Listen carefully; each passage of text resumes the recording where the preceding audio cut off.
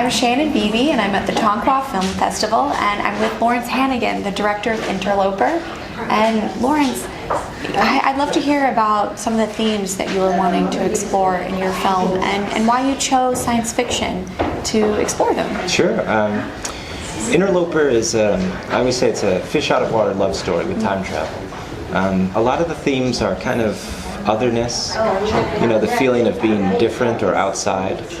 That's something I always like to explore. I think most people can relate to. The themes of what you're trained to believe versus the reality, that sort of thing. And I chose science fiction because I feel like if you work telling stories in genre, you can talk about topical issues that are going on, say, politically. But since you have the fun kind of framework of genre, like horror or science fiction or fantasy, it's still entertaining, and you can kind of sneak in your message. Yeah, I totally get that. I feel like allegories are just so well suited for genre films. Yeah, and less heavy-handed than if you were to really, drive it home in, say, not that there's anything wrong with that, but say like a melodrama. Yeah. Sometimes that can be a little heavy. Yeah, I can definitely see that.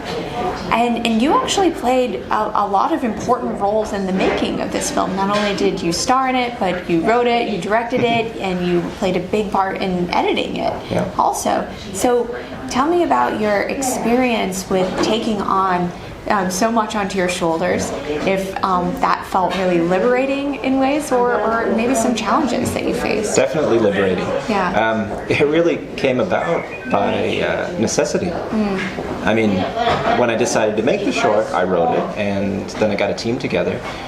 I wasn't going to direct it because it's my first time directing, so I didn't think I thought we'd get somebody to do it.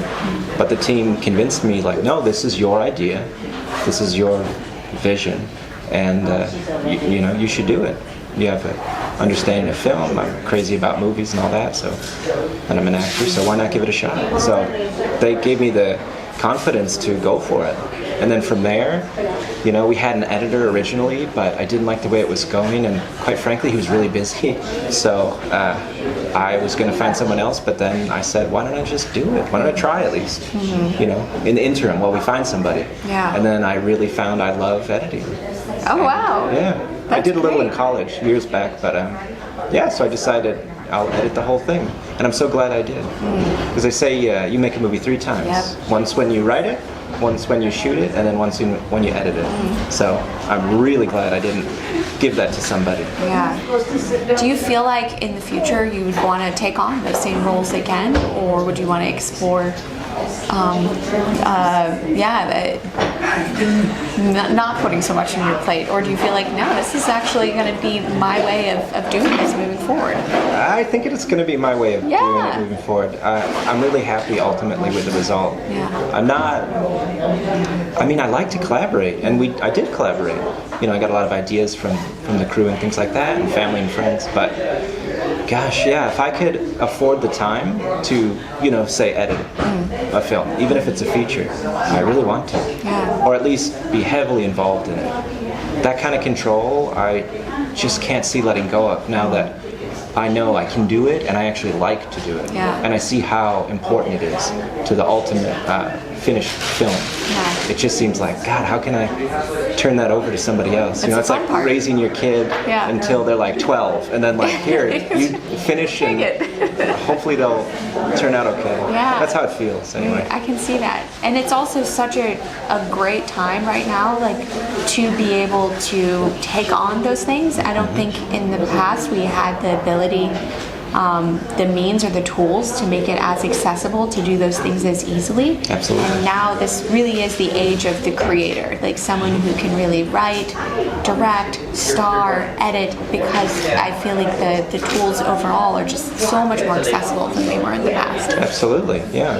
And I have to say, I'm proud of it, and I'm really curious to see what people think of it, but either way, I'd rather audiences not like it, and be able to say, this is it. Yeah. This is what I envisioned, and you know, if you like it, great. If you don't, I have no excuses. Yeah. It's on me. You know? And you know that that's the story you wanted to tell, and how you so wanted I feel to tell more, it. you know, close to it in that way. That's great. And when you wrote the character, did you always envision, in other words, did you write a lot of yourself into the character? Yeah, both characters. There's only 2 characters in the film, but yeah, definitely. I think you do naturally, because you know, you see life through the prism of your own experiences. So yeah, I think that's probably true of a lot of directors. You relate to all of your characters, even the villainous ones. You know, there's parts of us and parts of me in both characters, certainly. That's awesome. Yeah, thank you so much for coming to the Tonkawa Film Festival. Thank you for having me. I'm honored. What has been one of the more memorable moments that you've had thus far? I mean, you haven't been here that long, but I'd say the lunch we had. Yeah, that was incredible. Oh, what was cool. it? 5 courses? Yeah, right. Yeah, multi-course meal. Yeah, and just the welcoming atmosphere of the town. It's really moving. This is, you know, my first project, and this is my first festival, so it's very moving the way we've been welcomed. Great. You know, to be treated with such hospitality. Oh, good. Yeah. Well, I know that everyone here is so happy to hear that, and we're so happy that you're here, and we're so grateful that you submitted your film into the festival and to be able to screen it here. And I know that everyone's going to really enjoy it. So. Yeah, thank you so much. Yeah. So thank you, everyone. Absolutely, and we can always jump cut into things. Yeah, maybe ask what's next. If there's anything. Oh yeah. So tell me, do you have? Can you start over? Oh, Lawrence, can you tell me what's in the pipeline, or do you have any other ideas that you're brewing or anything? Yeah, a good friend of mine who also works in film, he's a sound designer, he said, now that you've done something, it puts you in a different category. Because most people have ideas and they say, when the stars align, I'll make my thing. So he said, now you'll be known as someone who's finished a project, and that's a big thing. So he said, you got to keep going. Don't lose momentum. So I immediately started thinking, even in post-production when I was editing Interloper, what's next, you know? Also, it's nice to have that, so, you know, when you go a little crazy, focusing on one thing, you can shift over and be creative in a different way, and I think it helps balance the two. But yeah, so up next, I hope it's going to be a feature, actually. Yeah, it's a vampire story. Oh, wow. Yeah. Oh, cool. Yeah, I'm writing it now, and I've done some test footage.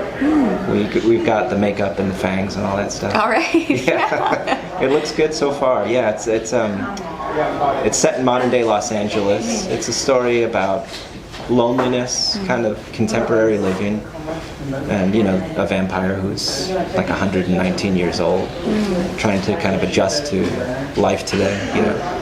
Cell phones, social media, all that stuff. We can live in a bubble, especially in a big city. So yeah, it's a kind of meditation on loneliness and that sort of thing. Themes I think I always come back to. Yeah, that's such universal themes, particularly in this day and age. Oh yeah, and I'm excited. It's going to be very high contrast black and white. Oh wow, cool. We'll incorporate some film. I hope to use some either 8mm or 16mm and digital. Yeah, so that's what's next. Awesome. I'm excited. Yeah, I'm excited for you, and hopefully we'll be able to screen it here. That'd be amazing. Yeah. Great. Well, thank you so much, Lawrence. Thank you. Thanks for having me. Nice.